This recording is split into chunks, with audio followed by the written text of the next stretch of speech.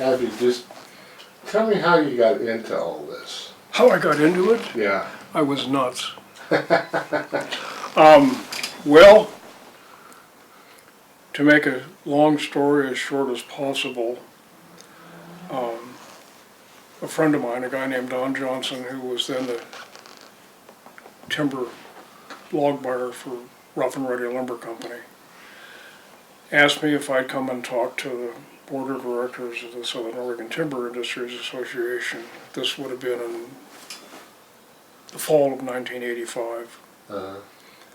I was at the time living in Lake Oswego, and he said, I think you can help us. I'm not really sure how. Don and I had known each other during the years that I worked for the newspaper in Grants Pass, and I also helped start Road Community College, so he knew me pretty well. Anyway, I went down there and got acquainted with the board of directors. It was just a few months ahead of the time when the first decadal forest plans were released by the Forest Service. The BLM was a couple of years behind, but they had plans coming as well. So I went down twice, and the board of directors they knew they had to do something, they weren't sure what the heck it was. So I went down, and the first meeting I basically listened, and the second meeting, well, at the end of the first meeting, they very apologetically said, we're sorry we didn't get to talk with you much. We mostly moaned and groaned amongst ourselves. Would you come back? And I said, sure. So I went back the following month. And I'd had some time to think about it. I'd drawn the conclusion that what they really needed to do to address forest planning was comment on the plans when they were publicly released. They needed to get around to all the different communities, not just in Southwest Oregon, but also in Northern California, and explain to people in the communities, especially the business communities, what was about to happen. The process was all new. We were all flying blind.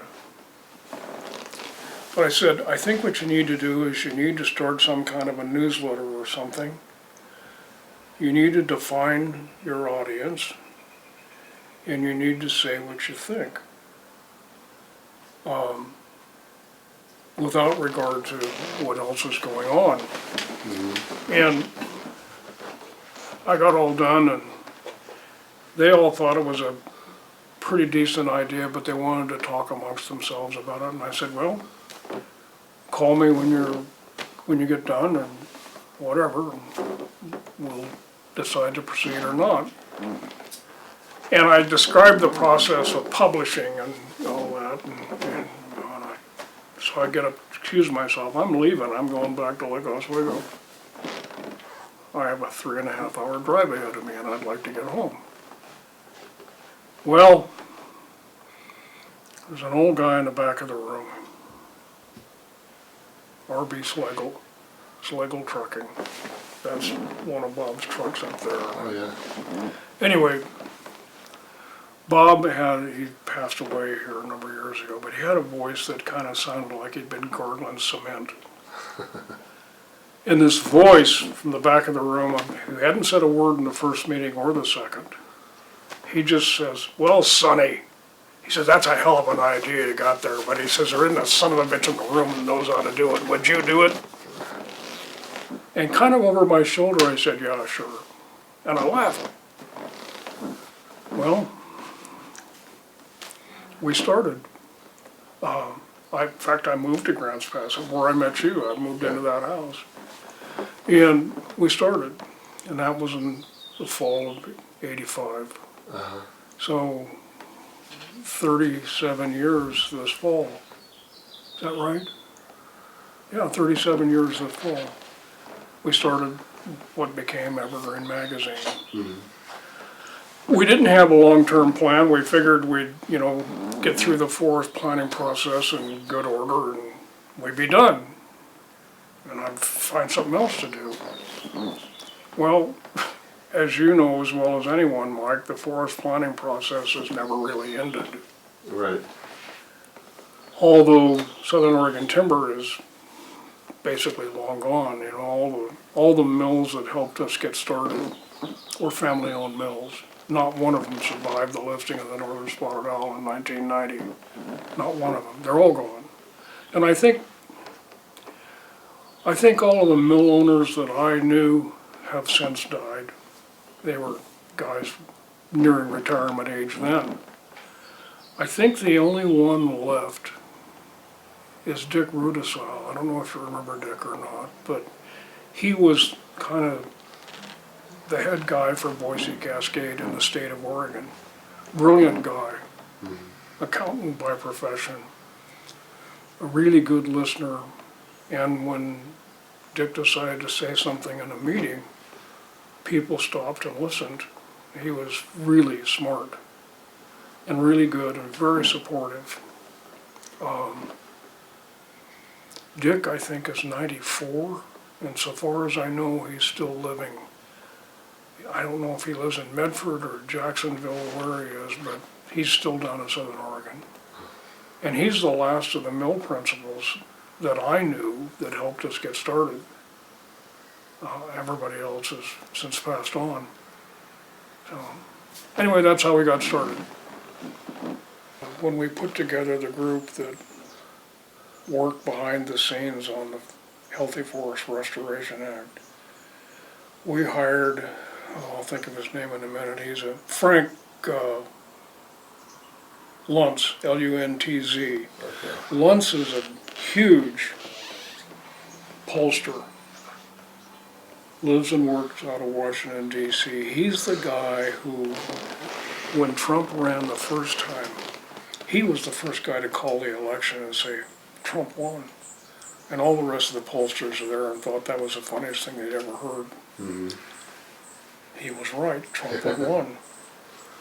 Anyway, we hired Luntz's outfit to do polling and focus group work for us in major urban centers from coast to coast. One of the focus groups met in Memphis, Tennessee, and I went to that. And then, of course, I looked at all the footage from all the focus groups they'd done. Focus groups are really interesting. You ever sit in on one? No, never have. Well, Frank ran this one, but the purpose is to figure out what those who volunteered to participate, what they know and what they see that they like. So Frank had all these pictures of forests that have been thinned and pictures of forests that hadn't, kind of like what you do in your calendars. And I mean, it was hands down. There was nobody in the group that liked any of the pictures of these forests that had either burned or were about to burn, and they all loved the ones that had been thinned. Well, that forms the basis for a conversation that you get to hear, get to see.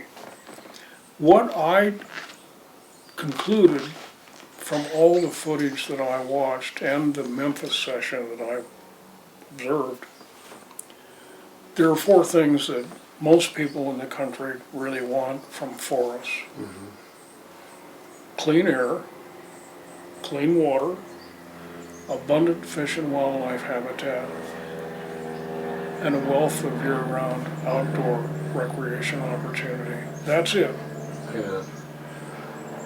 Those four things that I came up with out of participating in those groups was clean air, clean water, abundant fish and wildlife habitat, and a wealth of year-round recreation opportunity.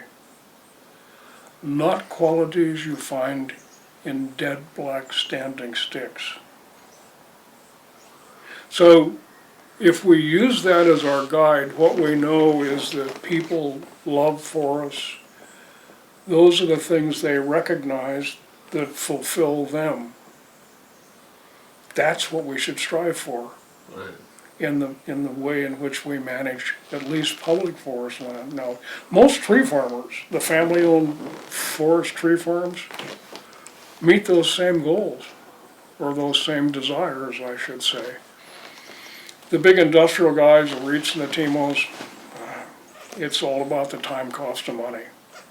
You know, the shorter the rotation age, the happier they are. They still have to live with the same rules everybody else does, but those other considerations that the public wants and enjoys, clean air, clean water, abundant fish and wildlife, habitat, and wealthy around recreation opportunity, not necessarily there on the industrial land ownerships. The interesting thing to me about that is that tree farmers, as a group, if you take all the tree farmers in the country, they provide a larger share of the nation's log supply than do the big REITs and TIMOs. But there's a guy, he works at Amherst University in Massachusetts, Brett Butler. Butler is a fascination to me because he does a survey annually. They randomly pick tree farmers around the country and they survey them because they want to know what how's it going? What are your management objectives? What do you look for in your forest? What do you manage for? Hands down, they manage for aesthetics, they manage for fish and wildlife habitat, timber production, log production, if you will. Logging is number 3 or 4 on the list of things that are important to them. Different business. The interesting thing about the recent surveys of tree farmers is that they're all having trouble getting their kids interested in being tree farmers. The kids want the money. They don't. They just want to sell the property and... You know, I stumbled into that quite by accident. As you may recall, I went on a road for 3 years, bought a big fifth wheel, and toured the country. Mm-hmm. The greatest learning experience you could ever have if you want to learn about forestry and people who do it, and loggers and sawmill owners. I spent 3 years on the road, lived in a big fifth wheel, and just drove the back roads as much as I could, from town to town, coast to coast, most of Canada, just talking to people. Tell me what you do. Why do you do this? Talked to Butler, Brett Butler, who I mentioned. And one of the things you learn is that these people really do care about what they do, and they try to do it really well. It's pride of ownership. But the thing that is, well, a guy named Bernie, I can't remember his last name now, that time was Indiana State Forester. And he called me. I was in an RV park at Cherry Hill, which is east out of Washington, D.C. toward Bethesda, Maryland. I was parked there for the winter. And he called me and he said, "When are you on your way west again?" And I said, "Well, March." He said, "I want you to stop in Indiana. I want to talk to you." I said, "Great, what's up?" And he said, "We are having a terrible time keeping tree farmers on their tree farms. They get old, they want to retire, they wish the kids would take over, or maybe they died. And the kids live in Los Angeles or Brooklyn, where, they may have never seen the tree farm, and the last thing that's interesting to them is being a tree farmer. And these land developers are standing there with hundreds of thousands of dollars, millions in some cases." And he said, "We're losing our tree farmers to land development." He said, "I want to try to stop it." And I said, "Well, let's talk about it." We ended up staying in Indiana for 2 months. And basically putting together an issue of Evergreen magazine that talked about the potential of these lands and how the kids who were wanting to sell this stuff needed to realize that, someday you're gonna have grandkids of your own, and this will pay for their college educations. That's a big deal. Yeah. And these kids, until they know that, they have no idea how much money they're leaving on the table, or really what the place is worth. And there are a lot of small family-owned sawmills in Indiana, elsewhere in the Midwest, that have kind of picked up on this idea. And basically what they offer, free, is a consulting service. You don't have to sell us your timber when the time comes, but we'll take care of it for you in the meantime. And then if you want us to do some of the logging, we'll do that as well. Runs like a Swiss watch. Mm-hmm. Kids don't have to live in the middle of nowhere in Indiana, but they get revenue from periodic harvesting that occurs on these tree farms. Sure. And of course, it's all hardwood. Yeah.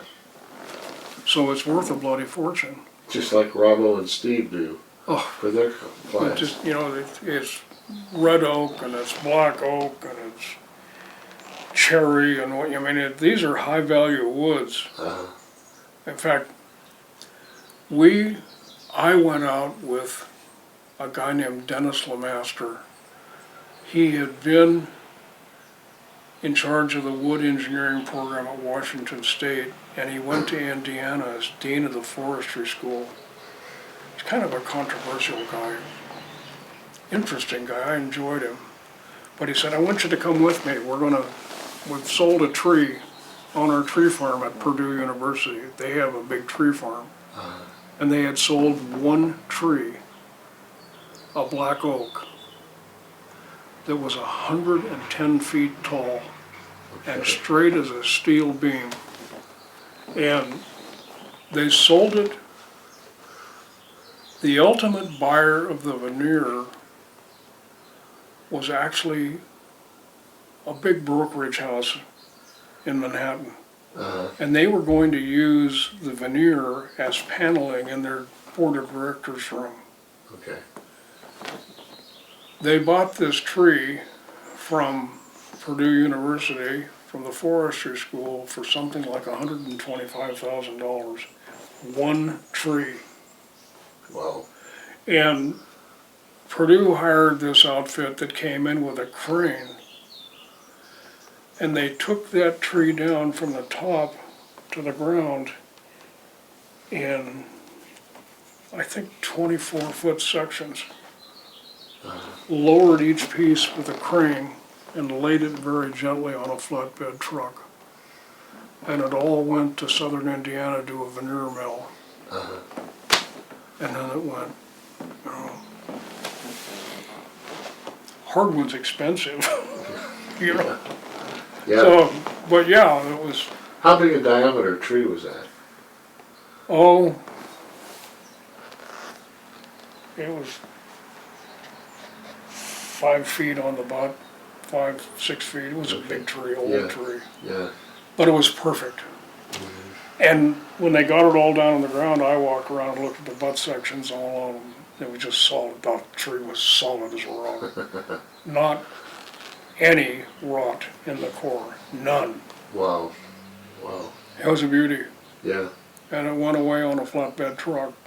Very carefully packed and wrapped. Well. Yeah, it was a lot of fun.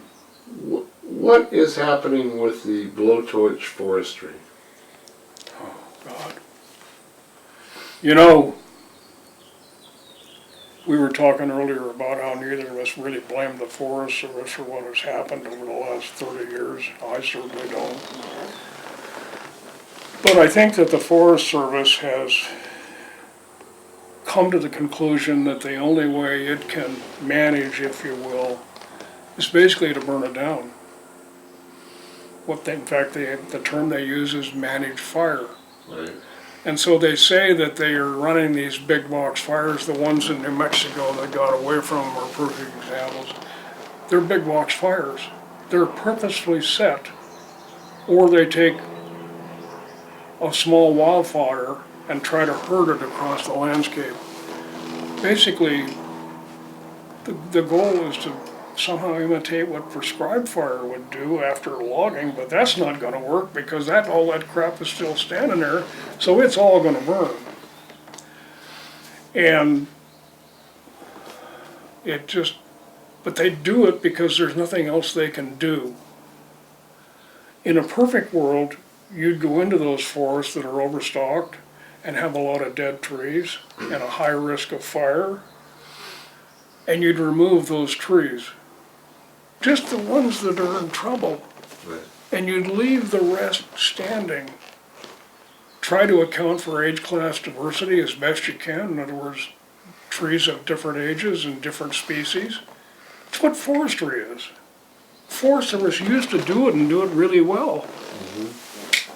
Now they don't do it hardly at all because they can't, because every time they try to do something, they get sued. Yeah. You just, Talking about fires, one of my customers is their neighbor here in the valley, and Frank? Frank Lumber. Yeah, sure. They And- lost some stuff too up the Columbia. They lost a bunch in that Beach Creek fire. Well, they lost in there too. I know Yeah. they damn near lost the mill, but Yeah, they lost like 14,000 acres, Oh, Jesus. 14,000. A lot of it was in various stages of reprise. same with Ferris. Yeah, You know? and what I found interesting is that in talking with them and looking at some of their stuff after the fire, they mentioned that the state forestry department there in San Am, they know all these guys. They've worked with them forever. The foresters and everybody in the state office. They knew that there was a major wind event coming from the east, Yep, and they had a couple 3 days warning on that. yep. And Governor Brown grounded all the helicopters, I know. and she threatened the state forestry people if they went out and worked on it, she was going to fire them and take away their retirement Yep, I know. benefit. I know the story. Yeah, and so It's criminal. yeah, That woman needs to be locked up.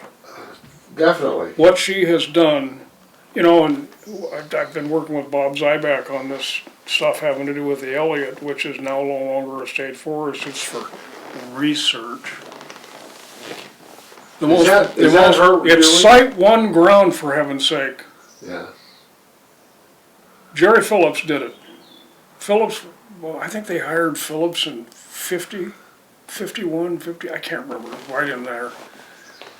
And he was the one who basically, when the legislature, the Oregon legislature decided in 1955 that it was time to start to manage the Elliott. Jerry was there, and he was there from the beginning until he retired. But you know this, but most people don't realize that most of the Elliott burned in the 1880s and 1890s and on into the early 1900s. There was almost no old growth left on the Elliott State Forest. In fact, when Phillips was, after he became the forester on the Elliott, he was the one who, I think in the late 50s, early 60s, traded. They were trying to block up some land that was around the Elliott, and he traded some land for Weyerhaeuser land that had old growth on it. That's where the Elliott got a lot of its old growth. It was Weyerhaeuser's. But Jerry did some block trades with him, so they ended up with a patch that made sense, and you wouldn't have to go back and forth on other people's ground. Now we're going to do research. haven't we been doing research forever on that? Yeah. So, you know, it's just a way to, after the governor found out that it was illegal for them to try to sell it, Seneca wanted to buy it. They had a hell of an offer from Seneca. Seneca would have bought it all. And then they found out they couldn't sell it. So now what do you do? And of course, they still have a fiduciary responsibility to support rural schools and rural governments. Right. That's why we made that, you know. The state acquired that land from the federal government. It was public domain land. When the Oregon became a state, it was in 1845, 1859. 59, okay. When they became a state, they got, as part of the deal,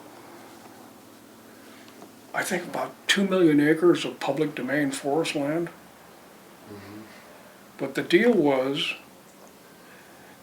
you manage that to provide for the communities, the rural communities and squirrels. That was part of the deal. They somehow have to worm their way out of their 1859 deal with the federal government. I'm not sure how they're going to do that. Yeah. But now we're not, there's zero harvesting that occurs on any state forest in Oregon because, the Portland Audubon Society would be mad at us. It's just a bunch of bullshit. Like, it's bullshit. I know. Anyway. So, let me make a slight adjustment here. Talk to me about Bill Hagenstein. Oh, God. Well, Do you consider him one of your mentors? he's the closest thing I ever had to one. We became very close personal friends in his life. I was working, this predates Evergreen by a number of years. I was working for the Daily Courier in Grants Pass. And there was a big brouhaha about clear cutting on lands in western Oregon and northern California, and I was really interested in it. I didn't know a hell of a lot about it at that point in time.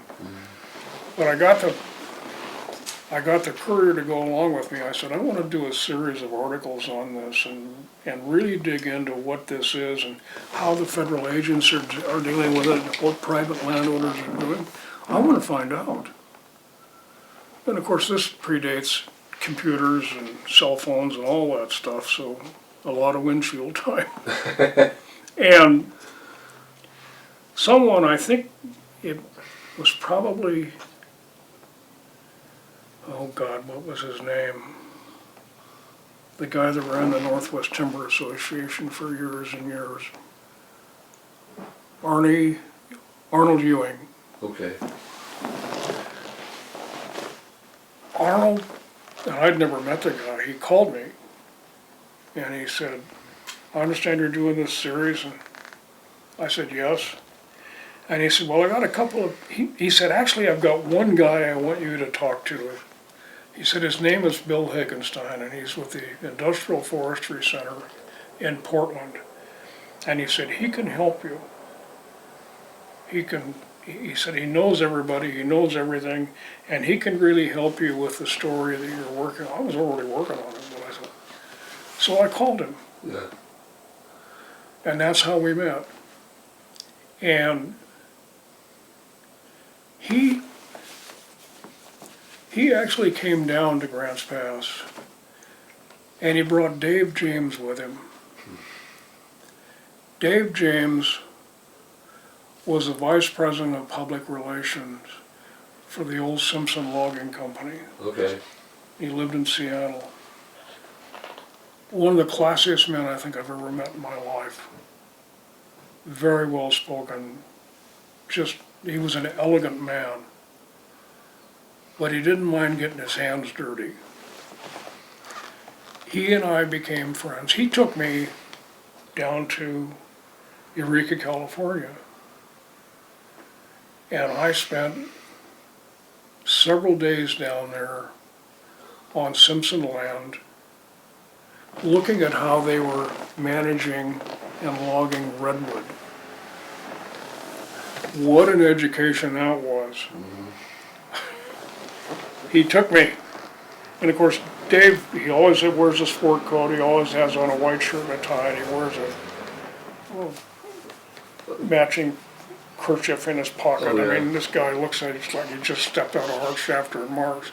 We are in Stimson's log yard at Corbell, Okay.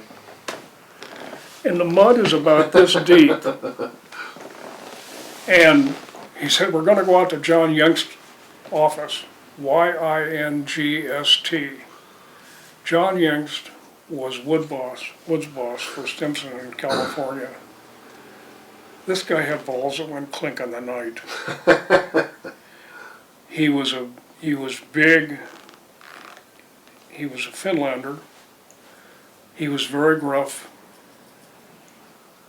But with me, he had the patience of Job. Dave must have scared the hell out of him. But we went out to John's office, which was in a small building, a room probably twice as big as the one we're in. And it was John and some of the woods guys. Yeah. It's a hardwood floor. They all wear their corks. They have reduced the floor to sawdust. But there he is. Uh-huh. And he said, I understand you want to go out and watch us log some redwood. And I said, yes, sir, I would like to do that. He said, well, come on, get in the pickup. So we went out. Mm-hmm. We spent 2 days wandering around looking at what was going on.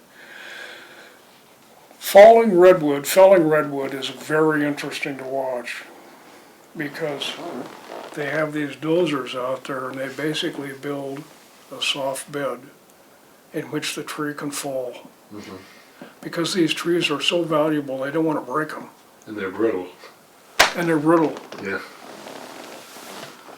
And these sawyers are absolute artists. I never saw one of those trees fall except in that windrow, you will, that they had built with the cats, so that it actually falls on loose, soft dirt. It's amazing to watch. So, and then I got to watch them mill it and everything. It was really interesting.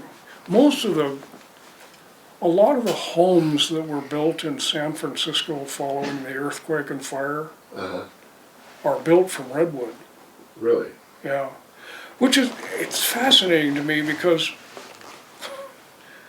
redwood isn't structurally it's not what you'd use for posts or beams or stuff like that, but they'd use it there. And they just accounted for the fact that it wasn't as strong as larch or Douglas fir by using more of it. Okay. So I was in a house in Hayward with a guy he was remodeling the house. And there was going to be one of these huge wolf ranges, gas ranges in the kitchen. Umpteen burners and stuff with the family that was doing this. They were all people that were gourmet cooks, so they're having one of these stoves put in. I said, let's go look under the house and see what's down there, because there was a basement. And there's this big redwood beam that goes underneath the kitchen. And I said, just a suggestion, but I'd go buy some of those big metal screw jacks. They're made out of steel, threaded on the end. And I said, I'd put them underneath that beam. I said, or that wolf range is going to be in the basement. He said, really? I said, yeah, really. That stove weighs almost a ton. And you can't set it on top of that redwood beam because it doesn't have it's very, very heavy. And redwood, unlike larch or Douglas fir, I can't remember which one it is. I think compression is this, weight coming down on here. Tension is this. Okay. And I think that Doug fir is a little bit stronger tension-wise, horizontally. Okay. But larch, like this, enormous. Those are the two species that are used in the western United States, most commonly used in home construction. Structural. Yeah. Yeah. I mean, when you look at windows and doors, things like that, a lot of them are pine. Yeah. Yeah. You know, not all of them, but a lot of them. And pine's great.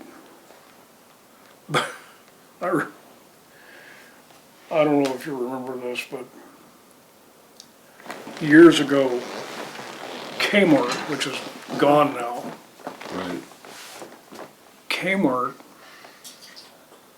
bought I don't know, tons of what's called blue stain pine.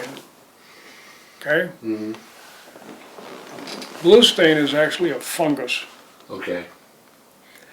and it creates a blue stain on pine boards. A lot of people won't buy it for that reason. But Kmart bought God knows how much of it, and I discovered it in the Kmart store in Moscow when I was a student at the University of Idaho.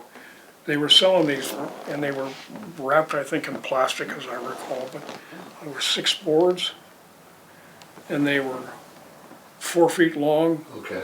and what are they, 12 inches wide. Uh, Well, hell's bells, with a stack of those blue stained boards and a bunch of cinder blocks, you had a bookcase. oh, yeah. So, that's what, we all had those blue stained pine bookcases in our rooms Interesting. in the fraternity house. But Anderson Window, which is the biggest consumer, I think, still of high quality pine Uh, in the US, they won't buy blue stain because they don't want to see it painted. They want people to be able to stain it, or they stain it, and you can't put stain over blue stain. It's already stained, man, it's what it is. yeah. I, however, have seen it in houses where people buy it for the very purpose of putting it on a wall as a decorative. Decorative. It's beautiful Yeah, stuff. it is. It But is. For high quality, like in windows and stuff like that, they won't buy it. It's no, but there's a lot of it out there, especially now, I mean, all this pine that's been killed in forest fires, it fir and larch will stand for, 3 years without really beginning to decay. You can harvest Doug fir or larch 3 years after the burn. It's still pretty solid. It's Yeah. fine. Yeah. Pine maybe lasts a year, Okay. and then it starts to blue stain. Anyway, enough of that. Well, getting back to over the years that you've been working on this, Yeah. is there anything that stands out to you as one of the most interesting projects that you got involved with, Oh, God. or people? You've interviewed hundreds of people Yes, I over the have. years. All over the United States and in Canada. It's all interesting to me. Probably more interesting to me, well, certainly more interesting to me than it is to most people. But if I think of big events, certainly all the work we did that was related to the Healthy Forest Restoration Act, which George W. signed in 2003, I think, that was a big deal. A lot of work, but a big deal. The Silver Fire Roundup, was that 88, 89? I think it was in 89. Maybe it was 88, a long time ago. Yeah. Anyway, that was following the Silver Fire, which was on the Siskiyou National Forest. And it was How much did that burn? How large? about 50,000 acres, Okay. which in that era was a lot. Today it's nothing. We burn this stuff up 500,000 acres at a time, Yeah. or 1,000,000 acres in the case of 3 fires in recent years. But it's 50,000 acres. And it was a lot of old growth. What was the area that Yeah. that was in? It was on the Siskiyou. It was up in the Silver Creek drainage, which is, if you look down the backside of that, which is right at the edge of the Kalmiopsis, and if you look down, you're looking actually into the Silver Creek drainage, which drains into the river. Okay. Anyway, it burned. And it was a miserable fire. We ate smoke for months, weeks, I should say. And before the smoke had even cleared, one of the big environmental outfits in Eugene, I always attributed this to Andy Kerr, but I guess it wasn't he who first said it. The logging fire-killed timber was like mugging a burn victim. I remember that quote. You know, give them credit, they were really great at sound bites. Yeah. Damn it, they were great at it. Yeah. You know. Anyway, I was driving back, I'd actually been up in Libby visiting with Bruce, and I was driving back home. And this was after the Great Northwest Log Haul, which was western Montana, and I was trying to think, what on earth could we do to call attention to what's happened down here on the Siskiyou? And it, you know, trying to do a log haul to, you know, that was kind of a no-brainer, but then I thought, well, we need some kind of a symbol to do this, and I came up with the yellow ribbons, Okay. which were soon from coast to coast. Yeah. And so we began to plan for this roundup. Larry, my old friend Larry Brown, who died, let's see, 20 years ago this month. Huh. Yeah, that's right, 20 years ago this month. Holy smokes. Anyway, he came up with the name Silver Fire Roundup. So we started planning for this, and the plan just kind of snowballed. It got bigger and bigger and bigger. Pretty soon we got a tiger by the tail just planning for this thing. And it was held at the Josephine County Fairgrounds. It was on a Saturday. It was 105 degrees. Huh. 10,000 people showed up in town for this. 10,000 people. They lined 6th Street and they lined the Redwood Highway all the way to the fairgrounds. Huh. It was unbelievable. And these trucks, and you know, you don't know, but the event was scheduled to start at 11 in the morning. By 9 in the morning, you couldn't drive through downtown Grants Pass. 1,626 logging trucks Wow. from 5 states. Holy smokes. And it being a Saturday, a lot of these trucks have families in them. Who thought of that? Yeah. And the first is funny.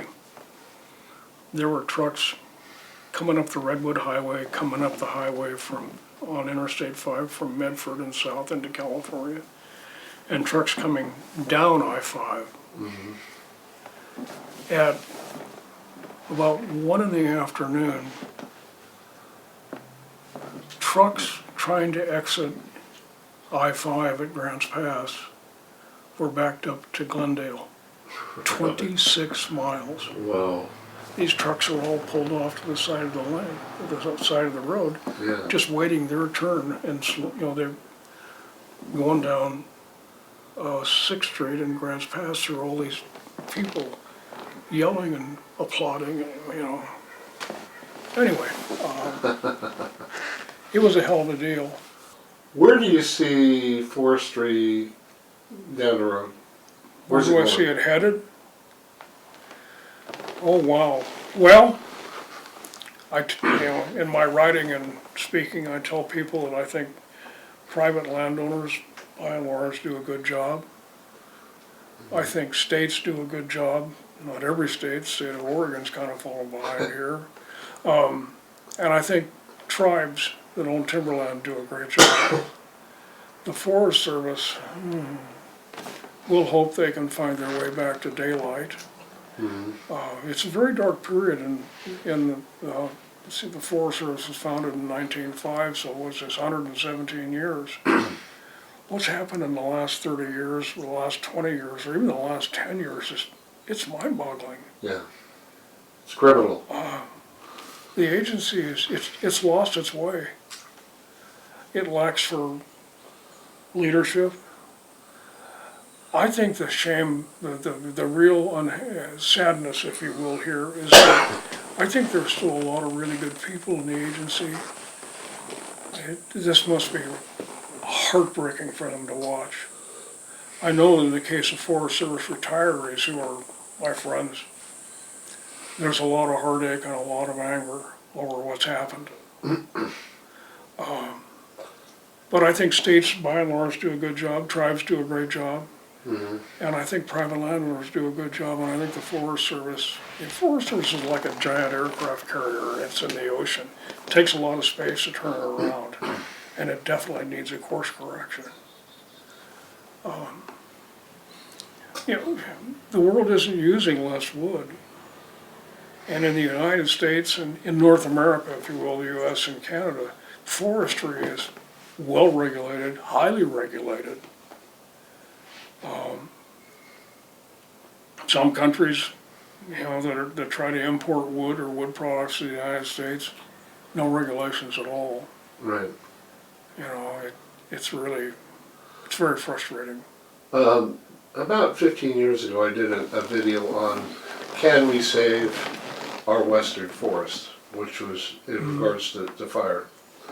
And a couple of gentlemen in the Ocho National Forest, their head forester, he was that close to retirement. We asked him, I said, okay, there was a couple of lightning strike burns in the Ocho in wilderness area, and so we're talking about salvaging and how much could they salvage.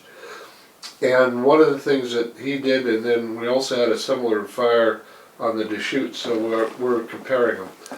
And there was a table about the size of your table behind you, and one forester had all these stacks of books, Yeah. the laws that they had to deal with. You had NEPA, you had Endangered Species Act, you had, you know, the salmon issue, the stream issue, the set-asides, the east side screens. And I mean, they were just stacked over the whole table. And they were several inches deep. And he said, well, this is what we have. Why does it take so long to put a timber sale up? We have to go through every one of these things on every sale. And we have to take a look at them and see what, he says the thing of it is, if you're in compliance with this law, you're going to be out of compliance in this law. He says that's across the board. He says, and in our estimation, they were made up that way for a reason. You know, my late friend Jack Ward Thomas, who was chief of the Forest Service, and I knew Jack for a long time, and I liked him. We used to yell at each other now and then, but I liked him personally. I thought he was a good guy. Jack described it all as the crazy quilt. He said, there's no way you can get through this. Yeah. He said these different agencies have different mandates, they have different rules, they have different regulations. And as you just said, if you're in compliance with this one, you're out of compliance with that one. Yeah. It's nuts. Oh yeah. And it can be like that with every timber sale. Yes.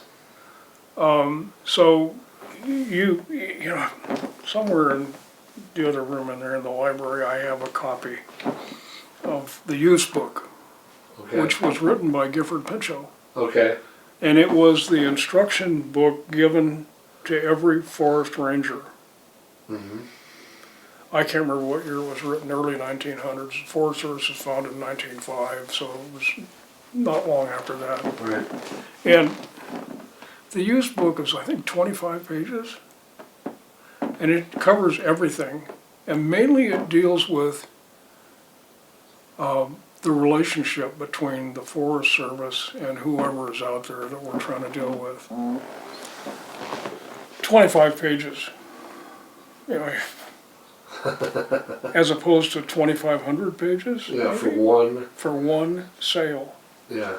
So those who, you know, the phrase that became common during the spotted owl controversy was logging without laws. you just get to go out and chop down trees wherever you want to. That's bullshit. It's never been that way. Right. It's never, ever been that way. But, and the other catchphrase you hear a lot from environmentalists is they're rolling back environmental laws. I mean, wait a minute, what's being rolled back? What's different? Yeah. Well, actually, there's nothing different. There might be a different approach to it. I see a federal judge the other day just rolled back, there's the phrase, the Trump administration put some rules in place that allowed for easier access to what could maybe be done on spotted owl habitat. Uh-huh. Well, look, we've gone back to the Obama deal now. A federal judge who apparently also has a PhD in forestry, how else would we know this? Yeah. Has said, well, you can't do that. So we're gone back, basically to the Clinton Forest Plan. Which interestingly, the Northwest Forest Plan made an accommodation for what was called matrix lands. Yeah. Matrix lands were lands on which some forest, we'll call it experimentation, different harvesting treatments could be used, could be applied. Uh-huh. The guy, the big voice behind that was Jerry Franklin. Jerry really wanted to have some areas where he and Norm Johnson and others could actually do some work. I don't think any matrix land has ever been entered, because every time they try to do it, there's a lawsuit. Right. So the matrix lands are basically still untouched. It's a damn mess. When you stop and at the time the owl was listed, we had something like 7 million acres of old growth just in the Pacific Northwest, basically Western Oregon, Western Washington, Right. a little bit northern, just like 7 million acres. And then we had spotted owl habitat on top of that, which, by the way, incorporates private land as well, Mm-hmm. and state land. So now we have even more acreage. We just now sit around and wait for it to burn down. Hang on a second. You got a bug crawling up your sleeve. There you go. You got him. Okay. The Biscuit Fire Yeah. on the Siskiyou, 2002? Uh, Something I think. yeah. It's up. Yeah. Anyway, I don't even know how many acres of late succession reserve burned up. That's kind of the more formal term for spotted owl habitat. Right. Because, old growth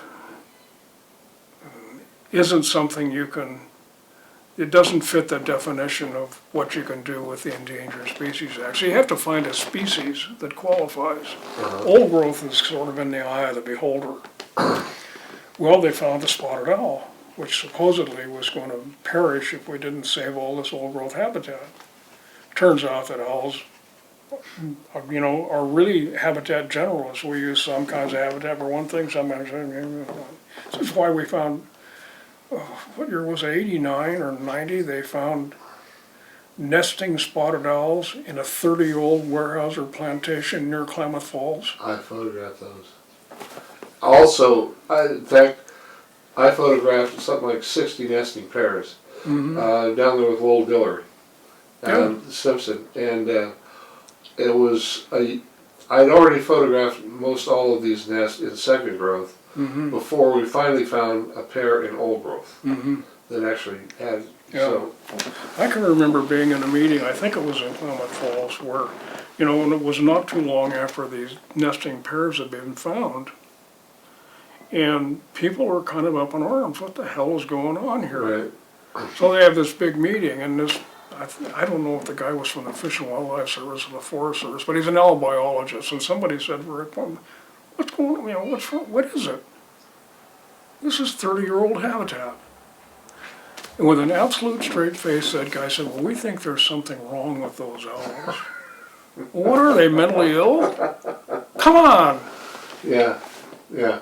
And to this day, there's no admission that the Clinton plan is fatally flawed. Right. we, charismatic megafauna, except this one was a little bird that flies. Yes. What would you like yet to do? What would I like to do? Go Yeah. fishing. I'd like to fish more. Okay. No, you mean work-wise? Yeah. Oh dear. Well, as I was telling you earlier, I've begun to think about how to, I don't know if I'd say reinvent Evergreen or, I want to do more with it. I mentioned to you that Julia really is big into foraging. Right. You go out in the woods with my wife, it's kind of you quickly learn that most of what you see you can eat, but don't eat that because it'll kill you.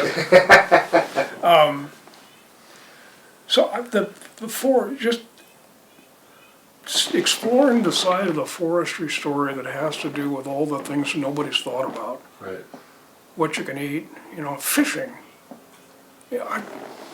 Unless you're in a wilderness area, almost every place you go to fish today is an area that in some manner or another has been influenced by logging through the years. Mm-hmm. We fish up the North Fork of the Coeur d'Alene a lot. There's been logging up there since the 1890s. Originally, before there were roads that went up there, they had log drives on the North Fork of the Coeur d'Alene River. Right. When that's how they moved logs in the old days, almost all over the United States. Water, that's how you did it. Yeah. Splash dams, all that stuff. You can still drive up the little North Fork of the Coeur d'Alene, and you can see the remnants of old splash dams up there. I photographed those. And guess what? It's where the fish are. There's a lot of cover, a lot of shade. Right. Deep holes. Deep holes, all of that. Right. It's great habitat. So I think we have there are a lot of things, events, if you will, that really necessitate, in my mind anyway, an explanation. People need to become more familiar with, what this was. Mm-hmm. 1910 fire, 3 million acres in a 48-hour firestorm, northern Idaho, western Montana. You drive from here to St. Regis, Montana, from Wallace to St. Regis, there isn't a tree up there that was standing after the 1910 Really? fire. Not one. Wow. And if you drive it today, it's a beautiful highway. Yeah. Big trees. Big tree, it all came back. Yeah. The problem now is that it's becoming too dense and we're starting to see disease. And if we don't do something in that canyon, we're going to lose it again. Speaking of that, Yeah. in your book, First Put Out the Fire, you reiterate throughout the book that we've got 30 years left. Well, Talk to that a little bit, would you? The federal forest estate, the national forest, if you will, what the Forest Service is charged with caring for, forest stewardship and all that stuff they don't do anymore, is 193 million acres in the West. A little over half of that is now in what fire ecologists refer to as condition class 2 or condition class 3. Class 3 forest is ready to burn. A class 2 forest will be ready to burn soon. We have over half is now either been burned or soon will. So we're down to less than half of what's left. Mm-hmm. My question is, are we going to just let it all go?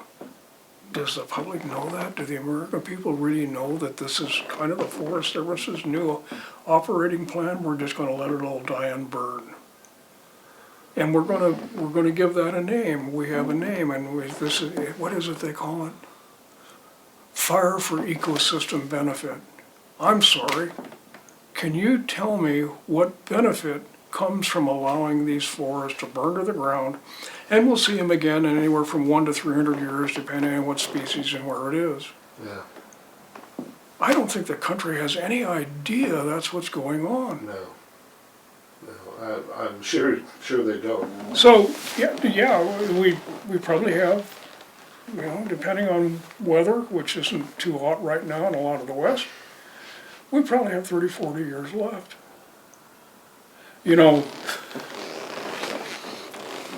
Well, This what's also interesting is that if it isn't burning naturally, the Forest Service is lighting it up. oh yeah, we've got drones to do that now. Yeah, That's what happened in New Mexico on the Gila, in the Gila wilderness.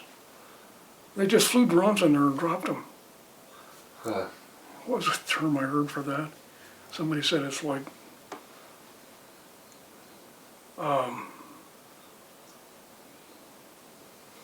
I'll think of it in a minute. But what I wanted to tell you is, this is kind of a funny story, so I won't tell you who it was because this would embarrass him, but he's a very, very well-known fire ecologist. uh, We were having coffee one morning in Flagstaff a number of years ago, and I said, and this is a guy who's a big believer in restoration forestry. okay, And he doesn't confine his beliefs to just the forest. He thinks this whole notion of wilderness is wrong. He said, we need to be doing this everywhere. I agree. So I said to him, well, if we started tomorrow, just here in the Intermountain West, forget west of the Cascades, just here in the Intermountain West where we have basically intermountain mixed conifer dry side forests, if we start today at the border between the US and Mexico, we just start working our way north.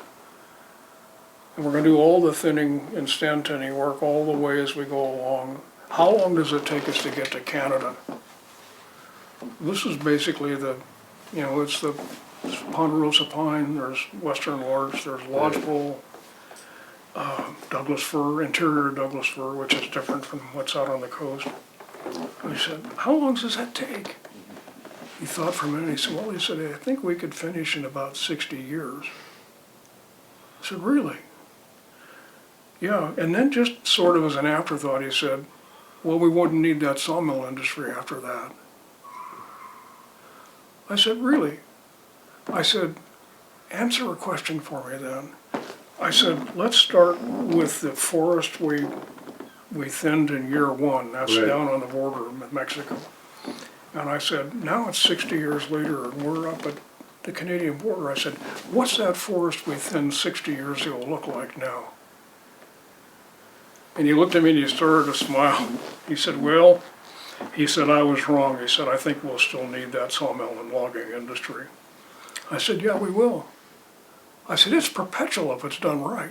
Right, yeah, You just have to come back every now and then and do the thinning and stand thinning work necessary so that the forest that you leave behind is better than the one you started with. right, right.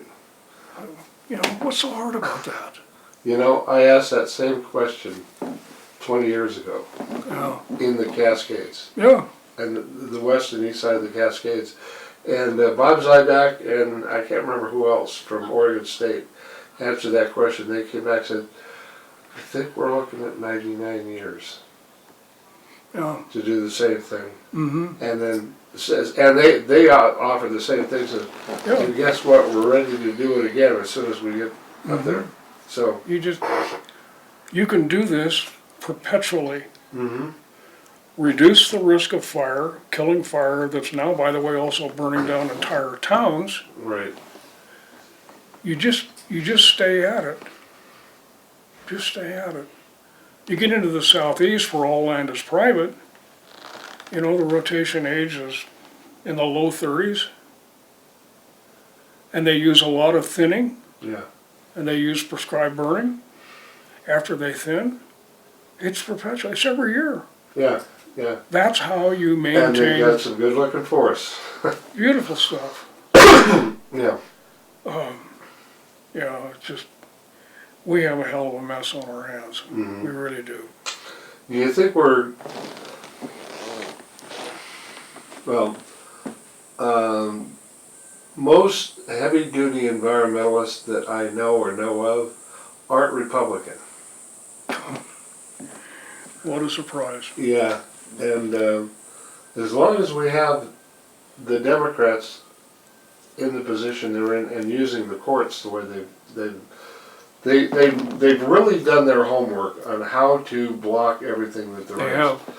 And then you've got schools like Lewis and Clark and U of O who are pumping out environmental attorneys every year. And I'm sure there's other schools doing the same thing. Mike, I think all of that's about to change, Do you? and I'll tell you why. I think it's become unexplainable. Mm-hmm. You can't tell the average guy, the average woman, whatever. You can't explain away what they see. Dead sticks for miles and miles and miles Right. and miles. And people, ordinary people have started to ask, what the hell is going on here? Yeah. I think that Congress is a tough nut to crack because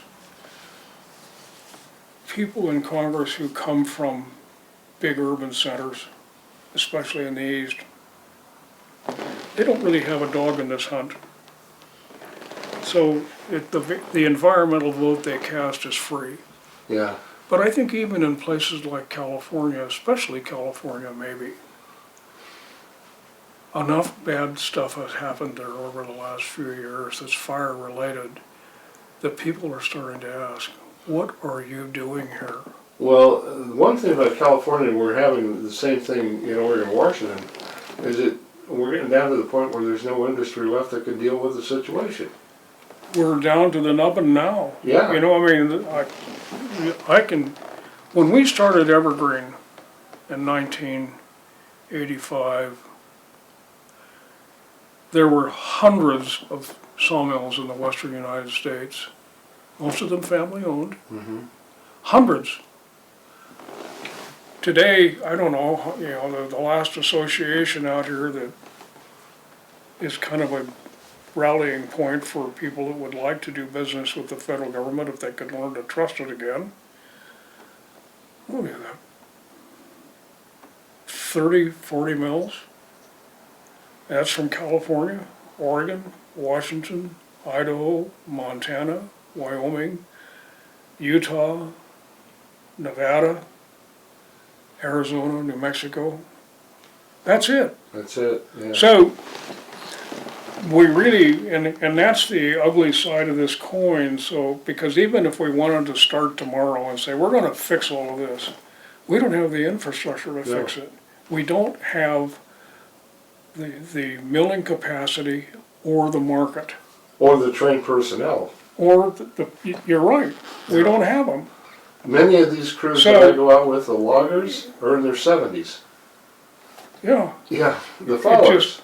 When I was let's see, I guess it was 2007, I was president of the Pacific Logging Congress, which is basically an organization, an educational organization. It's an association of associations. There's a long history here. But PLC, in the years that I was around it, was always engaged in pretty straightforward forestry education. Mm-hmm. We decided to try to raise the money to do a film. We were successful. The film is called This Is My Office. Okay. We actually didn't come up with a name for the film. It was a young man we interviewed in, I think, Northern California. When we started this project, we wanted to hire the best cinematographer we could. And somebody, I don't know who, knew the guy. He lives in LA. He's a cinematographer, and at that time he was doing all the work for Billy Graham's youth ministry. Okay. And we hired him. He didn't know anything about forestry. Right. And we made no attempt to tell him anything. We just paid him for a year and sent him to the woods with his camera. Just go out and learn all you possibly can in the course of a year. by talking to foresters and loggers and people in town. Just do that Yeah. for the first year, and then we'll get together and try to figure out what we've got. Well, we ended up raising enough money in California, Oregon, Washington, and British Columbia to do a really first-rate film, which ended up being called This Is My Office. He was interviewing a young man in Northern California, a young forester, kid really excited about what he was starting to do. And they got the camera there, and he's there, and the camera's kind of looking up at him, and he's in the woods. And he, for some reason unknown, he just threw up his hands like this, and he said, "This is my office." Like, who the hell wouldn't want to work here, Yeah. And we were watching his work, and I came to that scene. I said, "That's the name of this movie." Yeah. And everybody agreed. So and the whole purpose for getting, and it's about 28 minutes, I think. We didn't do it with the idea of a television audience in mind. We did it with the idea that we'd make thousands of CDs and give them to high schools for Right. science teachers and especially for vocational teachers. You got a young man or a young woman that doesn't really want to go to college, but they really love the outdoors. Give them one of these. Yeah. Well, You still have those around? you can find it on the internet. I don't have any copies. Okay. I had one. I Well, could that, probably, yeah, if it's on the internet, then that, yeah, you might talk to Ricky Wellman. She's still Okay. with the Oregon Logging Conference. I Right. haven't seen Ricky for years, but I know that they had some when they were still living in fact, I think she still lives in Maple Valley. okay. But if there are any to be had, that's where, but I think you can find it on the internet. It's titled This Is My Office. But that was, when you ask about things that I've done that I think were really kind of mileposts, Right. that would be one. My years with PLC and just on the educational side and all of that, And then, of course, helping Bruce with Provider Fellows, which